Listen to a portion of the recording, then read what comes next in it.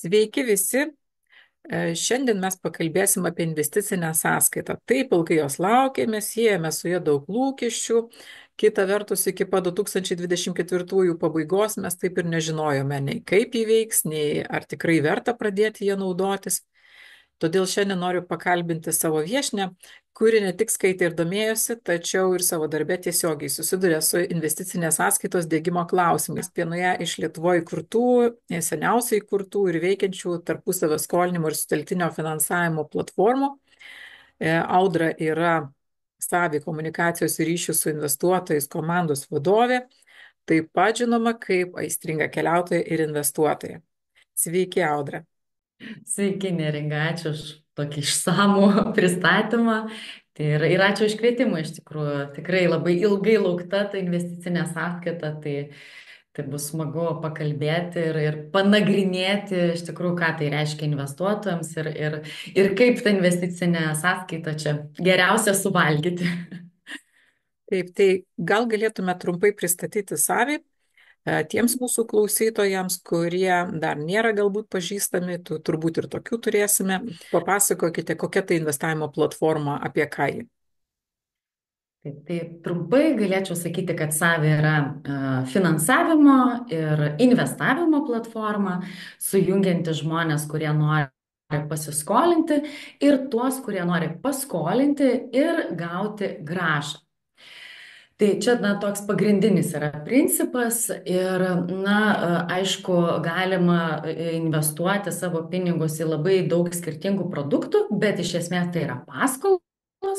Tiesiog tai gali būti vartojimo paskolos, kas dažnai vadinama būtent tarpusavio skolinimu, taip pat verslo paskolos, kas vadinama dar sutelktiniu finansavimu. Na ir vėlgi verslo paskolos taip pat skiriasi į tiesiog verslo paskolas su įvairiomis užtikrinimo priemonėmis, bet be nekilnojamo turto, o taip pat tai gali būti būtent nekilnojamo turto vystymo paskolos, kur visada be abejo bus įkeistas nekilnojamas turtas. Vartojimo paskolos taip pat dar skaidomos, tai yra tiesiog vartojimo paskolos, kai žmonės skolinasi būsto remontui, automobiliui, medicininiam išlaidom ar tiesiog bet kokioms vartojimo išlaidoms. Arba tai gali būti būsto paskolos, kur jau vėlgi mes turime įkeistą nekilnojamą turtą. Tai vadinasi, irgi yra užtikrinimo priemonės. Tai tų paskolų gali būti su užtikrinimo priemonėmis, be užtikrinimo priemonių ir, aišku, atitinkamai, skiriasi tiek rizika, tiek gaunama grąža.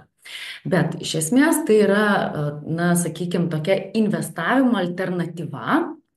Ir kuo ji patraukli, kad investuoti galima, ir tikrai sukurta taip, kad būtų galima investuoti ilgą laiką, nes tada įsijungia sudėtinių palūkanų mechanizmas, kai galima uždirbti ir sukaupti dvigubai daugiau negu investavai savo lėšų.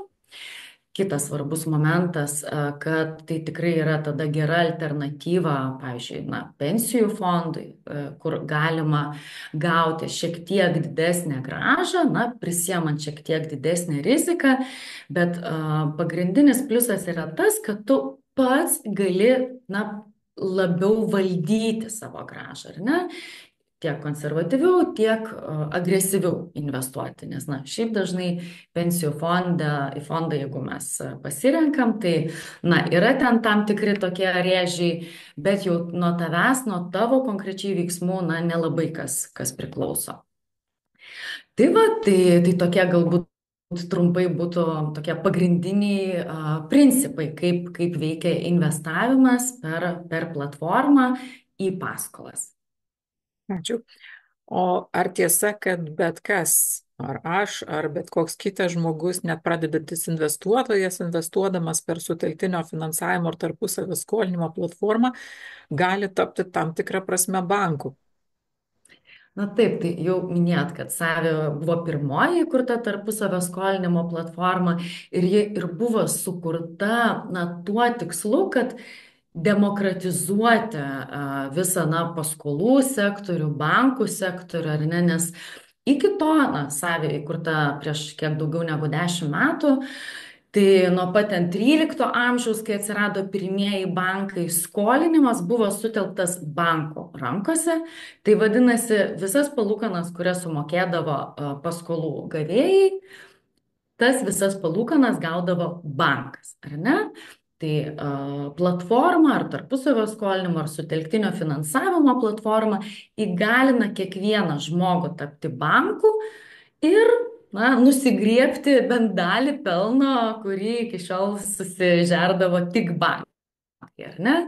Ir pats žmogus tada nusprendžia, kokią sumą skolinti, kam skolinti, kiek skolinti, kuriam laikui skolinti ir kokią riziką prisijimti. Tai iš tikrųjų, ši visa rinka tikrai gauna didelį pagreitį. Lietuvoje auga, taip grubiai sakant, apie 30% ir auga iš tikrųjų daugiau negu ta tradicinė kredito rinka.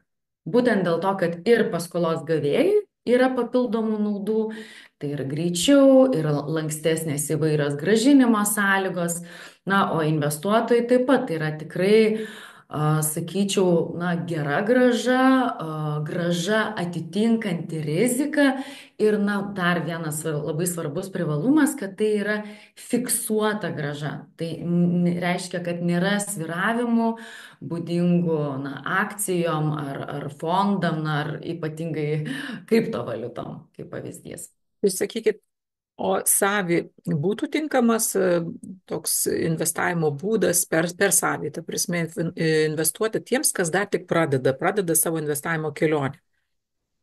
Tikrai taip, dėl kelių priežasčių. Tai pirmas dalykas, kad yra maža suma, su kuria gali pradėti, ar ne? Nes čia apskritai toks pirmas mitas yra investavimo, kad tu turi turėti jau solidžią sumą ir tada jau gali investuoti. Tai savi, gali investuoti vos 10 eurų pasibandymui, ar ne, į vieną paskolą. Tik aišku, investuosi 10 eurų, tai ir grąža bus tokia, kuri tavęs nemotyvuos investuoti toliau.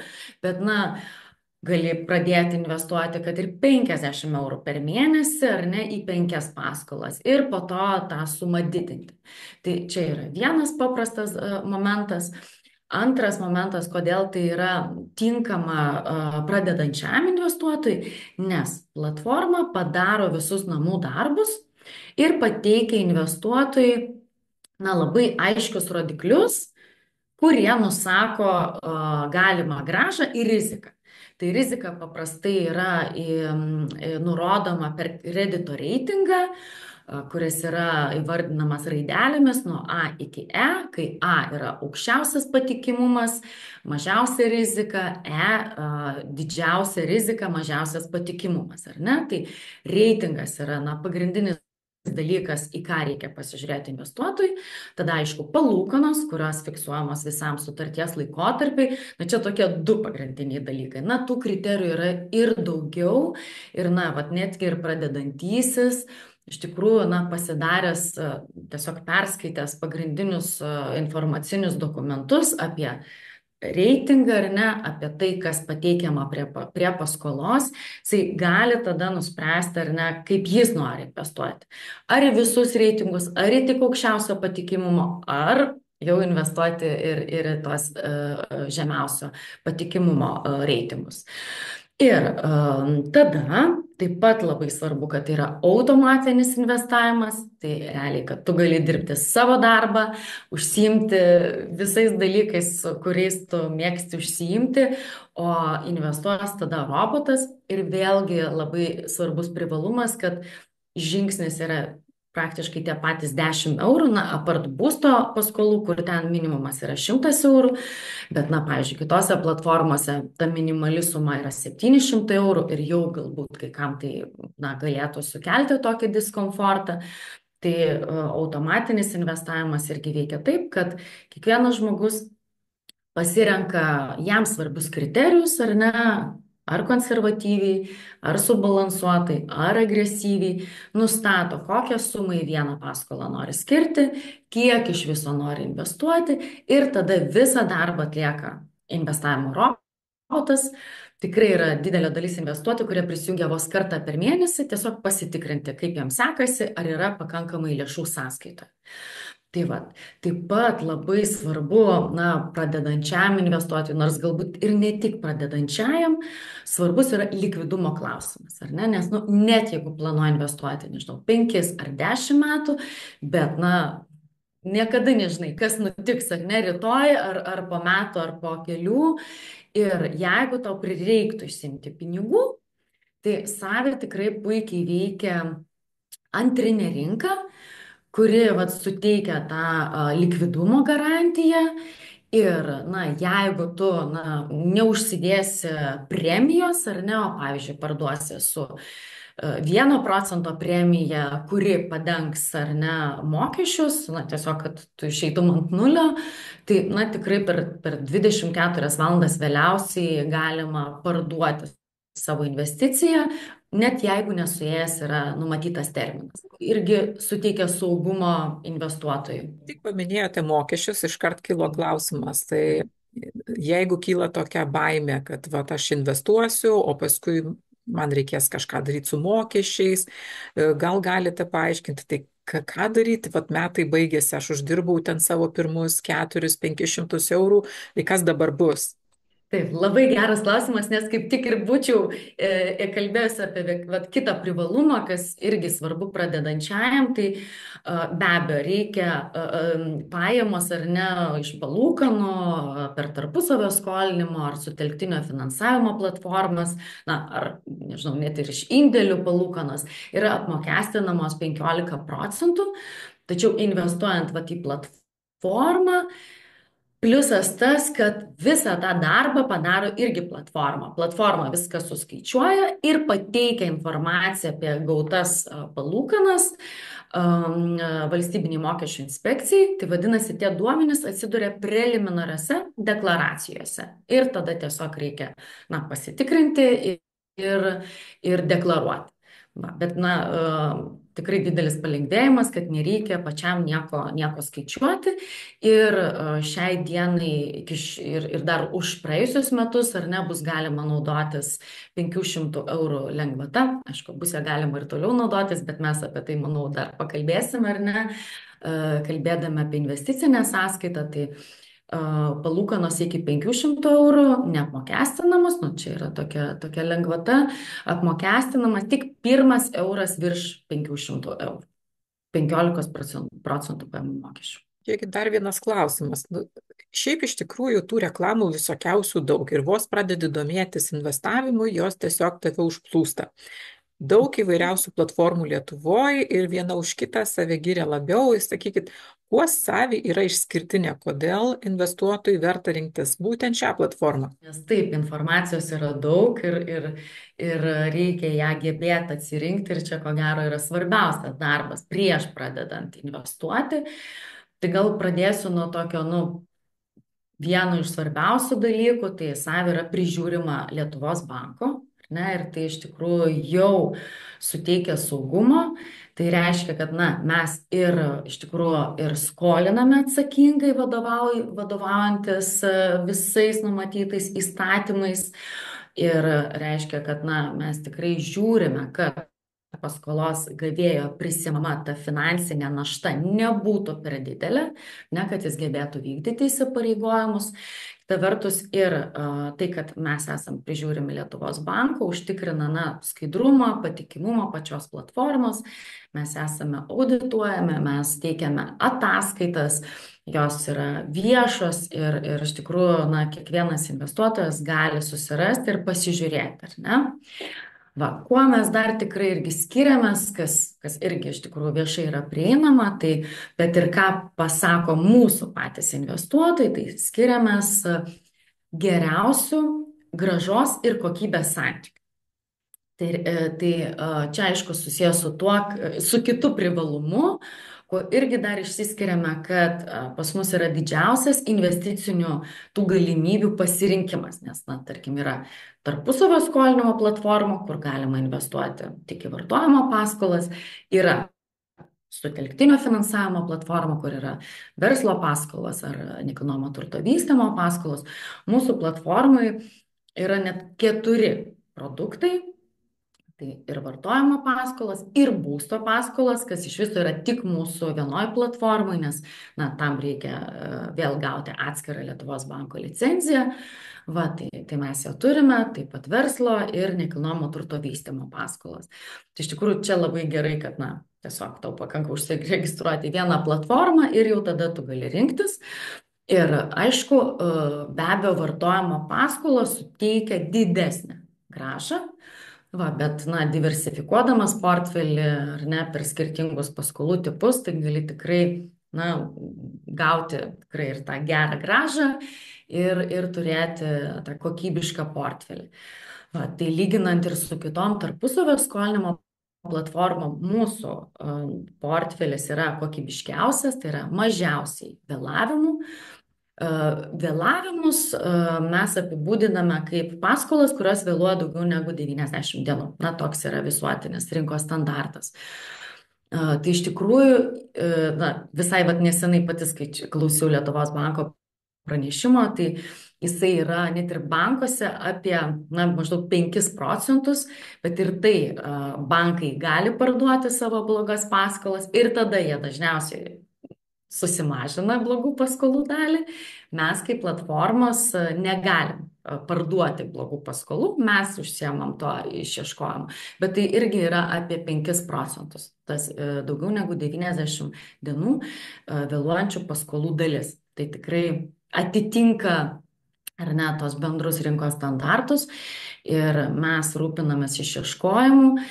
Ir galbūt dar svarbu suprasti, kodėl mums taip rūpi ar ne ta paskolų kokybė, nes mes į visas vartojimo paskolas investuojame patys, kartu su investuotojais, tai prisiemame riziką kartu su jais ir mums irgi skauda, jeigu ar ne paskola vėluoja, nes iš to gauname papildomas palūkaninės pajamas. Tai ir mes esame be abejo suinteresuoti ir kuo greitesnių ir efektyvesnių išieškojimų. Tai ačiū labai už tokį išsamų Savi platformos pristatymą. Dabar pereisim prie to, kas mūsų klausytojams turbūt labai rūpi. Tai ta naujoji investicinė sąskaita ir galvos skausmas ir džiaugsmas. Taip. Tarkime, kad aš jau investuoju Savi ar per kitą sutelktinio finansavimo platformą. Ir iš tikrųjų, ar turėtų man būti aktuali ta investicinė sąskaita, ar jinai aktuali tik tiems, kas investuoja į akcijas, obligacijas?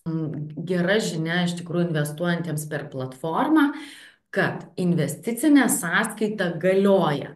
Ar ne? Ir tas pagrindinis šitos investicinės sąskaitos privalumas - galimybė atidėti pajamų mokesčio mokėjimą, ar ne, kol lėšos nėra išimamos, o jos yra reinvestuojamos.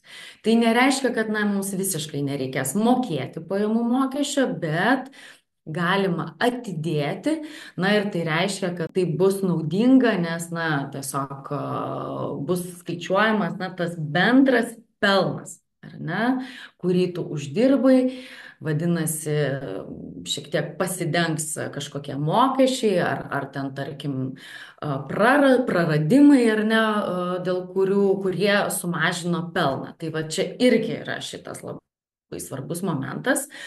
Bet, kaip jūs teisingai pasakėte, tai yra ir džiaugsmas, ir galvos skausmas, nes svarbiausias dalykas yra pasiskaičiuoti, ar verta naudotis šita lengvata. Nes išlieka galioti tų neapmokestinamų 500 eurų palūkanų suma. Ir net ir kitais metais ar nebus galima naudotis šitą lengvatą kaip ir anksčiau. Ir matyti tiems, kurie iš platformų gauna iki 500 eurų, ko gero patarčiau ir toliau naudoti šitą lengvatą ir nesukti galvos dėl investicinės sąskaitos. Bet jeigu pajamos viršia tuos 500 eurų, tai jau tada yra naudinga pasvarstyti ir pasidaryti, jau tokį planą ir skaičiavimus išsamesnius.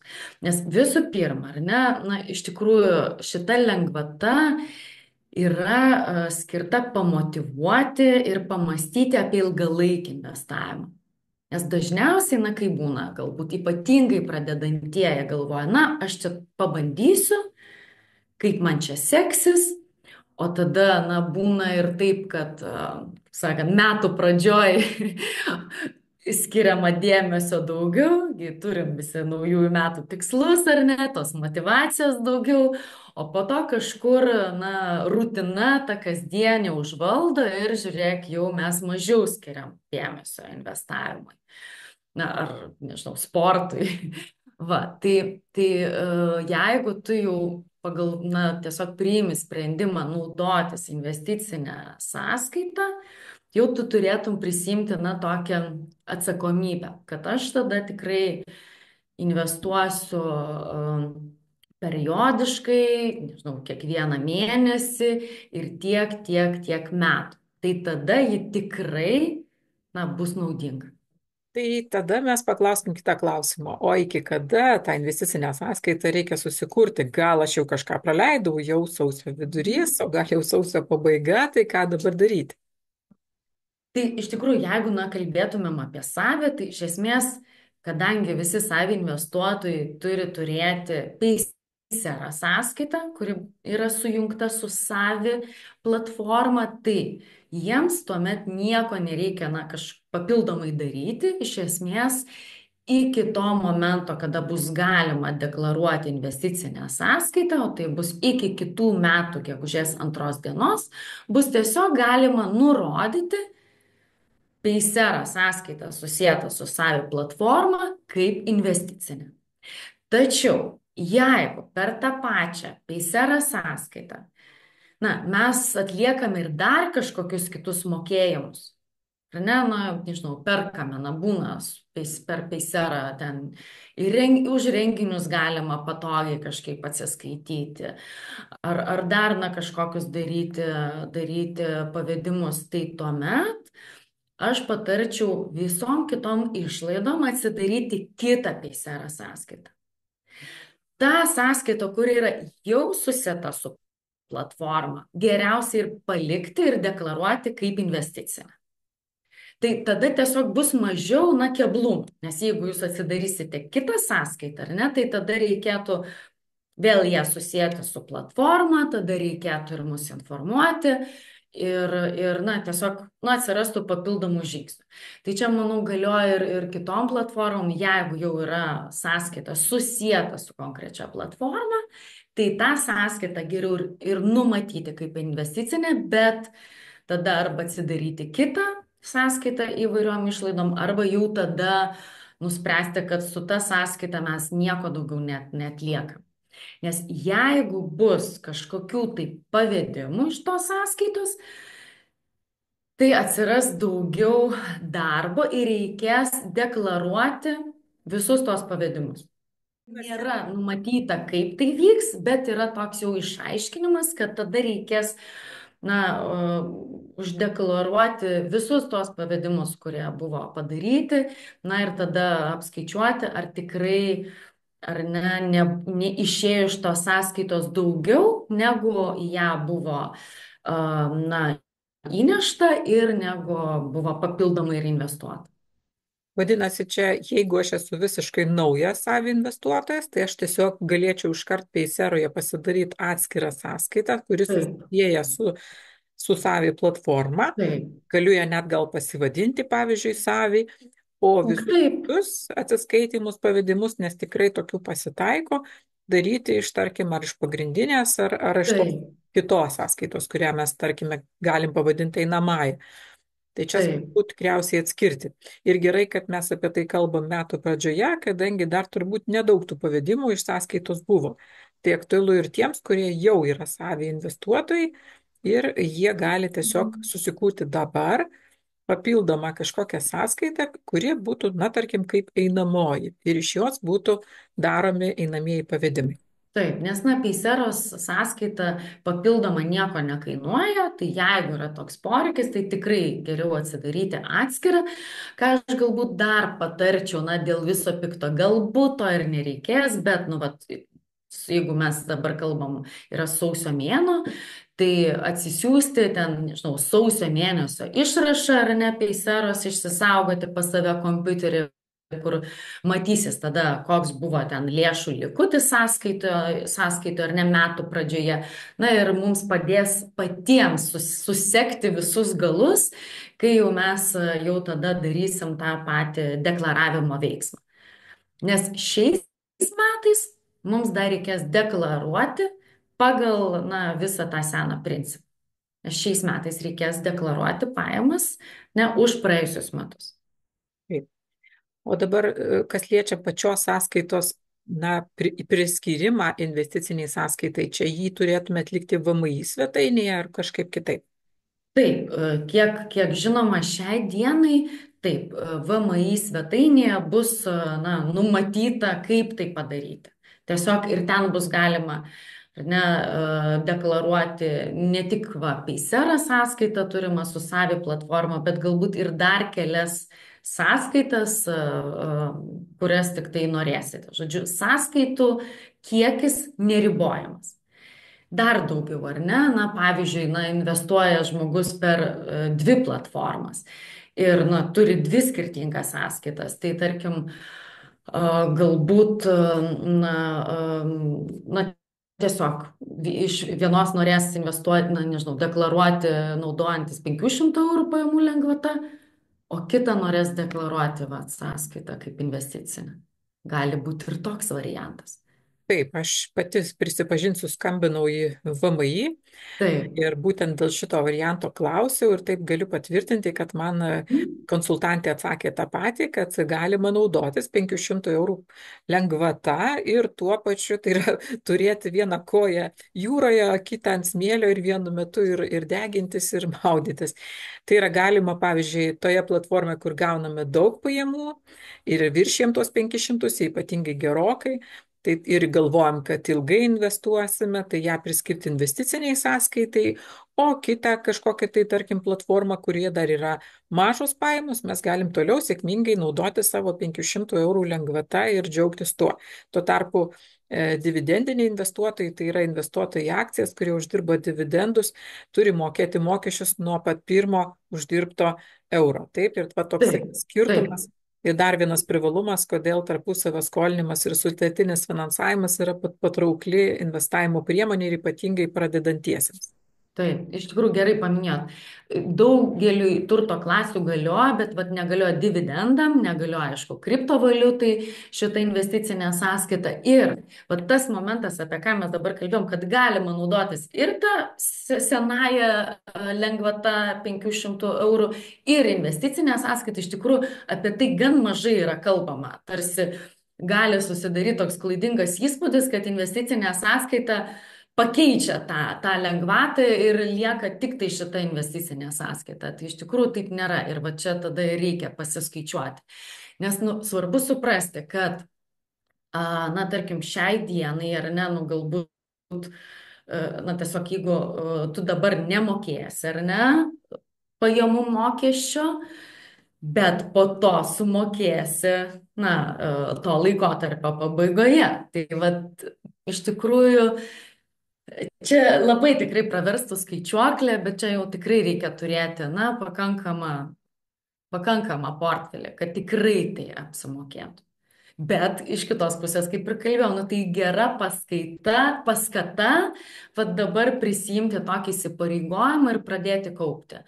Pensijai, žinau, dideliam pirkiniui, galima kaupti vaikui, ar ne, na, tarkim, šiai dienai mūsų platformai nėra tokios kaip vaiko sąskaitos, bet galima atsidaryti, na, sąskaitą savo vardu, suaugusiojo, investuoti, o kai sueis vaikui 18 metų, perleisti visą sukauptą portfelį. Ir, tarkim, va, turėtų lėšų, nežinau, studijom, ar ne, tai gali būti va, toks tikslas. Na, kiekvienam tie tikslai gali būti skirtingi, bet su šita mokestinė lengvata tikrai bus vis naudingiau tai daryti. Tai dar vienas klausimas būtų, tai ar pasikeis deklaravimas mokesčių, jeigu jau aš atsidarau tą investicinę sąskaitą arba kitaip tariant savo Paysera sąskaitą priskiriu prie investicinių sąskaitų. Kas pasikeis deklaruojant, ar mes dar šito nežinom? Deja, mes dar šito nežinome, kaip viskas bus. Dar nėra šitų išaiškinimų. Mes kaip platforma, na, irgi kol kas turime tokią informaciją, kad mes kaip ir anksčiau turėsime pateikti informaciją, na, kiek kiekvienas investuotojas gavo pajamų ir, na, šita informacija atsidurs preliminariose deklaracijose. Bet kas toliau dar bus, nu čia matyt dar gali būti papildomų išaiškinimų, dar gali būti. Tai mes sekam tą informaciją be abejo ir kai tik atsiranda kažkas naujo, stengiamės pasidalinti. Bet iš tikrųjų, šiaip galiu pasakyti, tikrai jaučiasi investuotojų susidomėjimas, aktyvumas, teiraujasi, tikslinasi, ar gerai suprato, nes, nu taip, kai kur ta informacija, nu tokia, sakau, tokia, kur gali skaityti ten 10 lapų tų oficialių dokumentų ir vis tiek atrodo, kad kažko iki galo nesupranti, bet taip yra todėl, kad nu, dar realiai mes, na, niekas nematom ar ne kaip tai veikia, kaip galim uždeklaruoti kažkokią sąskaitą kaip investicinę, kaip viskas vyks ar net deklaruojant jau ten tas pajamas. Bet aš manau, kad viskas tikrai paaiškės eigoje, bet dabar reikia tikrai svarbiausią dalyką pasidaryti, tai apmastyti tada, kurias sąskaitas deklaruosim kaip investicinės, pasidaryti, kaip sakau, vat, nu, išsisaugoti Payseros išrašą už, na, tarkim, visą sausio mėnesį, kad matytųsi ir pradžios likutis, ir pabaigos, pasidaryti, nežinau, savo portfelio ekrano nuotrauką arba atsisiųsti, kas savi yra patogu, tai galima atsisiųsti Excel suvestinę, kur, na, irgi yra viskas detaliai ir nuturėti savo, nu, tokį kaip papildomą dokumentą, kuris po to vat, padės viską susiskaičiuoti. Supratau. Tai vadinasi, mes dar turime sekti, laikyti ranką ant pulso ir tikrai dar ne visą informaciją galime šiandien pateikti, nes dar patys ne viską iki galo žinom. Panašu, kad taip, nes mes irgi teiravomės valstybinės mokesčių inspekcijos tam tikrų klausimų, bet tiesiog gavom atsakymą, kad kol kas dar ir nėra tokios informacijos. Nes, na, mes irgi, aišku, esam suinteresuoti kuo greičiau žinoti, nu, ar atsiras mums kažkokia papildoma prievolė, ar kažkaip kitaip reikės duomenis pateikti ir mes, aišku, norim pasiruošti ir informuoti investuotojus. Puiku. Tai dėkoju Jums, Audra, dabar už tą pokalbį.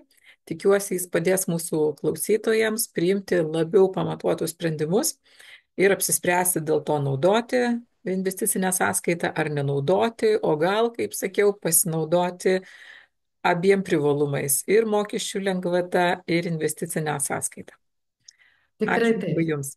Gal kokį nors Taip. palinkėjimą galite dar pasakyti, ko šiais metais linkite naujiems investuotojams ir esamiems investuotojams į savį ir tiems, kurie dar tik tai masto apie investicijas. Čia ko gero, na, tuo labiau, kad metų ta pradžia, ar ne?